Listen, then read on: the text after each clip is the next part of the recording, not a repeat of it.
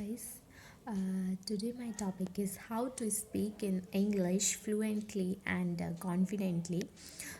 मेरा टॉपिक आज यही रहेगा कि हम कैसे इंग्लिश को एक कॉन्फिडेंट तरीके से एंड बिना किसी हेजिटेशन के हम बोल पाते हैं. जो भी आज आपकी इंग्लिश का लेवल है इतना है या इतना है, तो मेरी इस वीडियो में जो भी फर्स्ट स्टेप में जो भी मैं टेक्निक यूज़ करूँगी, उसके बाद आपको अपने अंदर एक इंग्लिश बोलने के अंदर आपको एक ह्यूज डिफरेंस नज़र आएगा. ह्यूज डिफरेंस इन मीन्स आपको बहुत बड़ा फ़र्क नज़र आएगा. So let's begin start in 7 days spoken English challenge. So fluency English challenge. So हम किसी को फ्रेंडली इंग्लिश बोलते हुए देखते हैं तो हम इम्प्रेस हो जाते हैं. हम भी सोचते हैं कि काश हम भी ऐसे इंग्लिश बोल पाएँ, और हम सोचते हैं कि ये इतनी स्पीड में इंग्लिश बोल रहे हैं, इतनी अच्छी इंग्लिश बोल रहे हैं, इनको हमारी तरह डर नहीं लगता बिल्कुल भी कि कहीं गलत ना बोल दे, कहीं इनसे कुछ मिस्टेक ना हो जाए.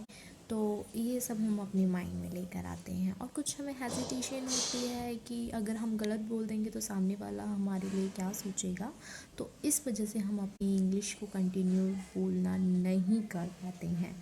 शायद उसको सारे इंग्लिश वर्ड याद हैं, लेकिन मैं आपको बता दूं कि शायद उस फ्लुएंट इंग्लिश बोलने वाले को शायद आप फर्स्ट टाइम उसको सुन रहे हैं, बट उसको कई ऐसे मौके मिले होते हैं कि जहाँ पर वो अपनी इंग्लिश को इम्प्रूव कर रहा होता है या कर चुका होता है, तभी वो इतनी फ्लुएंटली इंग्लिश बोलता है. बट हम इस जगह ध्यान ना देकर अपना माइंड कहीं और ही डिस्ट्रैक्ट कर देते हैं, और हेजिटेशन और फालतू के चक्करों में हम इंग्लिश नहीं बोल पाते हैं. सो लेट्स बिगिन. मैं आपको बताती हूँ कि कैसे. काफ़ी सारे ऐसे इंडियन क्रिकेटर्स को देखा होगा जिनकी स्पोकन इंग्लिश बहुत ही बेकार होती है, जो बिल्कुल इंग्लिश नहीं जानते हैं, बट वो मीडिया में आकर बोलते हैं, अपने इंटरव्यूज़ देते हैं, तो उनकी जो स्पोकन इंग्लिश है वो बहुत ही इम्प्रूव हो जाती है. क्योंकि वो हमें से ही एक होते हैं, वो कोई अलग नहीं होते, क्योंकि उन्हें भी इंग्लिश बोलनी नहीं आती, बट वो अपने आप को इम्प्रूव करते हैं, उनको मौके मिलते हैं. लेकिन हमको मौके नहीं मिल पाते हैं, राइट. तो जैसे कि हम में से भी कुछ लोग होते हैं कि जो जॉब इंटरव्यू के लिए बाहर जाते हैं, या स्टडी के लिए बाहर जाते हैं, या अपनी प्रेजेंटेशन के लिए बाहर जाते हैं, या वीज़ा के लिए बाहर जाते हैं. बहुत सारे हैं, या कि कोई कस्टमर से मिलने के लिए बाहर जाता है. तो ठीक है, लेकिन हम वहाँ यूज़ नहीं कर पाते, उस चीज़ का हम यूज़ नहीं करते.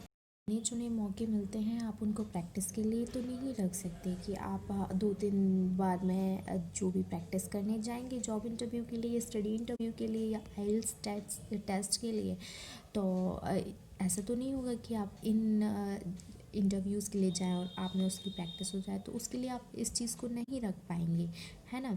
तो आपको ये नहीं है कि 3-4 इंटरव्यू के लिए आप गए और चौथे बार आप सेलेक्ट हो गए, तो ऐसा नहीं हो पाएगा. तो आपको जो है पोजीशन होनी चाहिए वो डू और डाई वाली होनी चाहिए, जिसमें कि आप जाएं तो सेलेक्ट होकर ही आए, करो या फिर मरो वाली. जैसे कि आप जॉब इंटरव्यू के लिए जाएंगे, और आइल टेस्ट के लिए जाएंगे, वीज़ा इंटरव्यू के लिए जाएंगे, प्रेजेंटेशन के लिए जाएंगे, या किसी के लिए भी आप जाएंगे, तो आपको उसके लिए आप रेडी हो पाए. तो अगर आप मेरी इस टेक्निक को 7 days फॉलो करते हैं, तो आपको कुछ आप उसके लिए रेडी हो सकते हैं.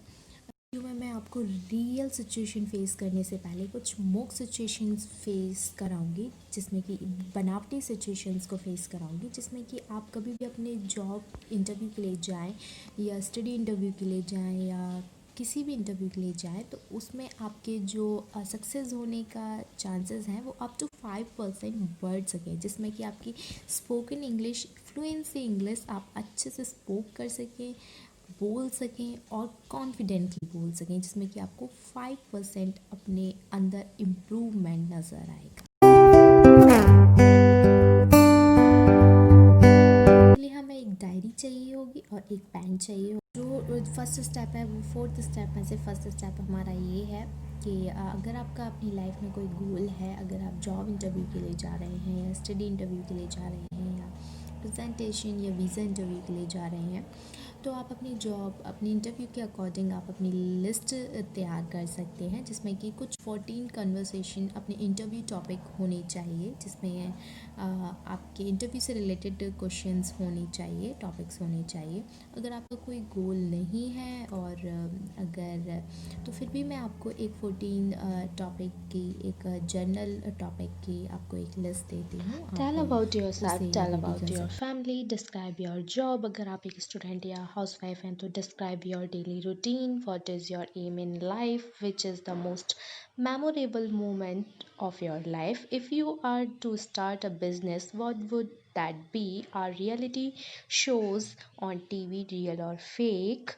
And then eight जो होगा, what kind of person you were during childhood? Would you show a guest in your hometown? What is your dream job? What do you do to stay fit? Are machines making us lazy? If I were invisible for a day, what would I do? And 14 आप पढ़ ही सकते हैं। तो इस तरीके के जो भी होते हैं सेंटेंसेस,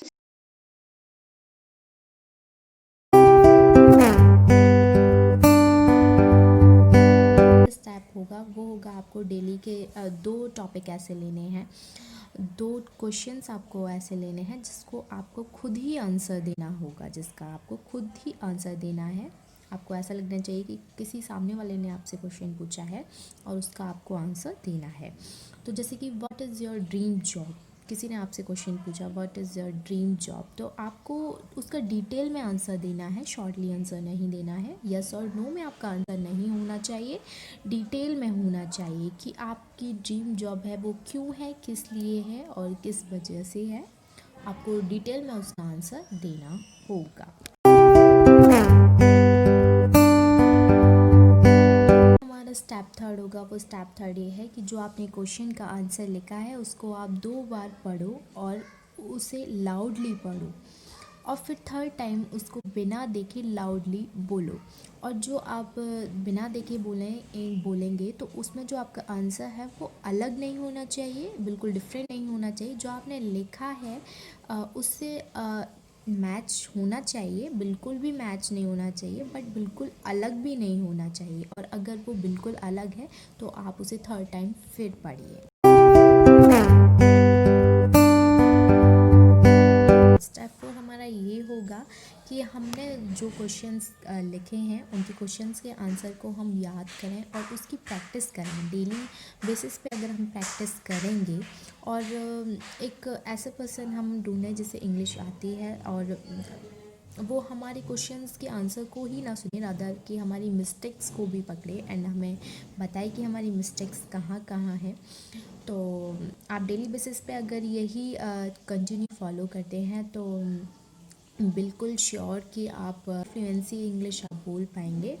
एंड यही हमारे जो स्टेप्स थे, step 1, step 2, step 3 and step 4, अगर आपको कंटिन्यू इसको फॉलो करते हैं 7 डे तो बिल्कुल आप डेफिनेटली इंग्लिश बोलना सीखेंगे। और तो इन अगर फोर्थ स्टेप में से आपको फोर्थ स्टेप आपको अच्छे लगे हैं और आप चाहते हैं कि इसकी प्रैक्टिस करें और अपनी इंग्लिश फ्लुएंसी इंग्लिश को थोड़ा इम्प्रूव करना चाहते हैं, सो आप इसकी 7 डेज़ चैलेंज मैंने आपको जो बोला है वो ऐसे ही नहीं बोला है, आप इसको एक चैलेंज के बेस पर एक्सेप्ट कीजिए और इसको कंटिन्यू 7 डेज़ तक आप करिए कंटिन्यू।